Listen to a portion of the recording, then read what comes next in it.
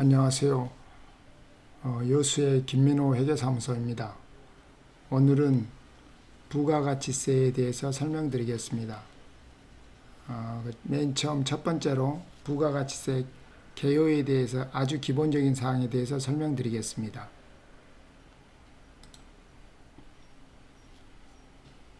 설명드릴 순서는 먼저 간접세에 대해서 간략하게 설명드리고, 두 번째는 용어에 대해서 설명드리겠습니다. 그리고 과세 기간에 대해서 아울러 설명드리겠습니다. 그러면 간접세를 보시면은, 간접세는 최종 소비자가 100% 부담하는 세금입니다. 예를 들면은 이 정가에 대해서 설명드려 보겠습니다. 정가는 제조업자가 100원의 부가가치를 창출해서 10원의 세금을 붙여가지고 도매업자에게 양도합니다. 그러면은 도매업자는 부가가치 100원과 세금 10원을 지급하고 매입하게 됩니다. 그리고 다시 소매업자에게 부가가치 30원을 더해가지고 세금 13원을 더해서 130원에 13원 이렇게 해서 판매합니다.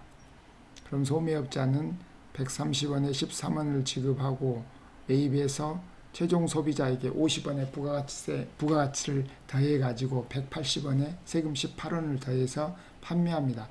그럼 최종 소비자는 결과적으로 180원의 부가가치세 18원을 지급하고 구매하는 겁니다. 이러한 과정에서 제조업자는 본인이 창출한 100원과 부가가치세 10원을 도매업자한테 전가했습니다. 그러면 도매업자는 본인이 창출한 부가가치 30원을 매입한 부가가치 100에다 더해가지고 130원을 만들어가지고 도매업자한테 소매업자에게 전가했고요. 소매업자는 다시 50원을 더해서 소비자한테 전가시킨 겁니다. 이 과정에서 납부한 세금을 보면 제조업자는 10원을 세무서에다 납부했고, 도매업자는 13원에서 10원을 뺀 3원의 부가가치세를 납부하였습니다. 소매업자는 18원에서 13원을 차감한 5원의 부가가치세를 납부하였습니다. 그러면 10원, 3원, 5원, 18원을 총 세금으로 납부한 거죠. 근데 그 세금은 누가 낸 거냐? 최종 소비자가 소매업자한테 지급하고, 소매업자는 도매업자한테 지급하고, 도매업자는 제조업자한테 지급해서 납부하게 된 것입니다. 이게 정가의 기본 개념입니다. 다음은 용어에 대해서 설명드리겠습니다. 먼저 부가가치세는 사업장 단위 과세 원칙이기 때문에 사업장의 개념이 중요합니다. 그리고 사업장은 부가가치세를 부담하는 과세 단위이기 때문에 사업장별로 사업자 등록을 하셔야 됩니다. 사업장은 과세 단위이다. 사업장 단위 원칙이다. 매출이 발생하는 장소이다. 그렇기 때문에 부동산 임대업을 영위하는 사업자의 경우에는 부동산 소재지가 하나하나가 사업장이 되기 때문에 순천에 하나 부동산 건물이 있어서 임대하고, 여수에 하나 있어서 임대하고, 광양에 하나가 있어서 임대를 한 경우에 3개의 사업장이 만들어질 수 있습니다. 그러면 각 그 사업장마다 사업자 등록을 하셔야 되고, 세금 계산서도 마찬가지로 사업장 단위로 발급해야 되기 때문에 순천의 사업장, 여수의 사업장, 광양의 사업장 각각 거기에서 발급을 하셔야 됩니다. 그 다음에 두 번째 공급장소. 공급장소는 과세권의 전부를 판단하는 기준입니다. 그리고 부가가치세는 국내에서만 과세권이 미치기 때문에 해외에서 공급되는 것은, 국외에서 공급되는 것은 과세권이 없으므로 부가가치세를 부담할 수가 없습니다. 그리고 조금 전에도 말씀드렸다시피 세금계산서 발급장소가 공급장소가 되겠습니다. 그리고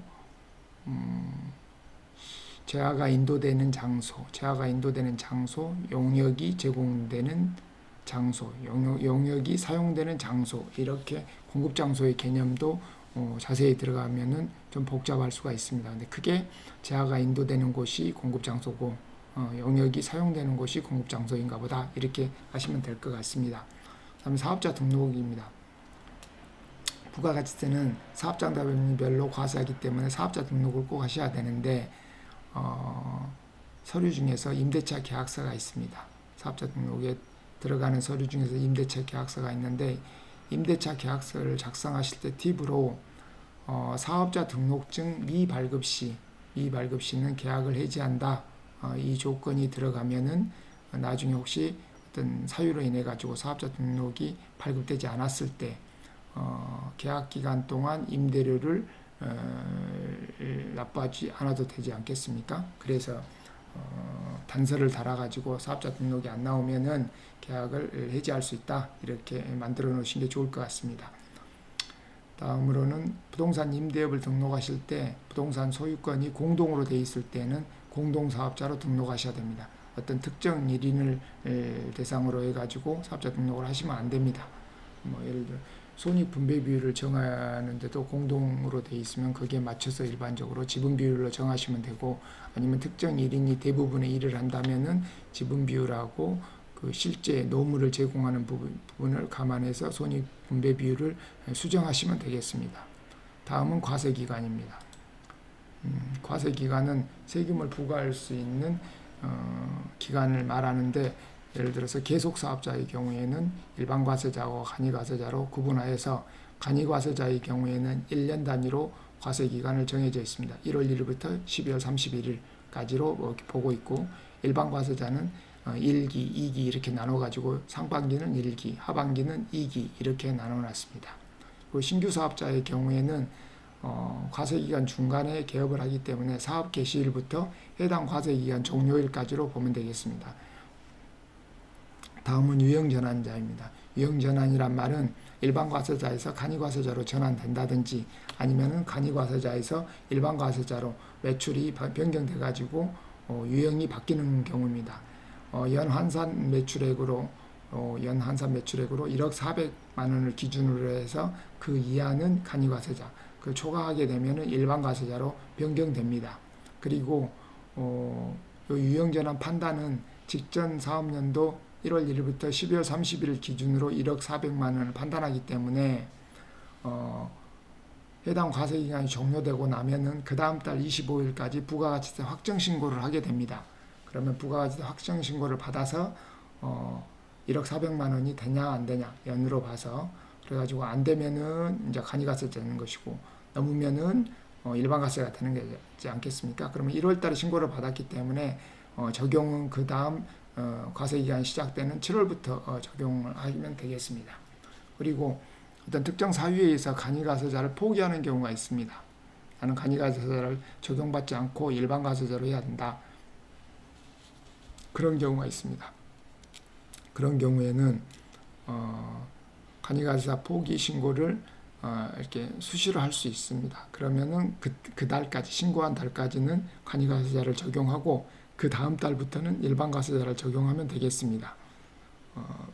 그리고 간이과세자를 포기했으면은 신고일 다음 달, 신고일까지는 이제 간이과세자의 과세기간이 끝나니까 신고일 다음 달 25일까지 부가가치세 확정신고를 하시면 되겠습니다. 다음은 폐업자입니다. 폐업자는 과세기간 개시일부터 폐업일까지가 과세기간이 되겠습니다. 그러면 해당 그 과세기간이 끝나고 나면 부가세 확정신고를 해야 되겠죠. 그래서 폐업일 다음 달 25일까지 부가세 확정신고를 하셔야 됩니다. 이렇게 신고 의무가 있는데 신고를 이행하지 않으면은 무신고가산세 20%, 그리고 또 세금 납부가 돼야 되는데 안 됐다 그러면은 납부지연 가산세라고 해서 하루에 만분의 2.2씩 가산세가 부과됩니다. 오늘은 부가가치세 개요에 대해서 아주 기초적인 사항 몇 가지를 말씀드렸습니다. 감사합니다.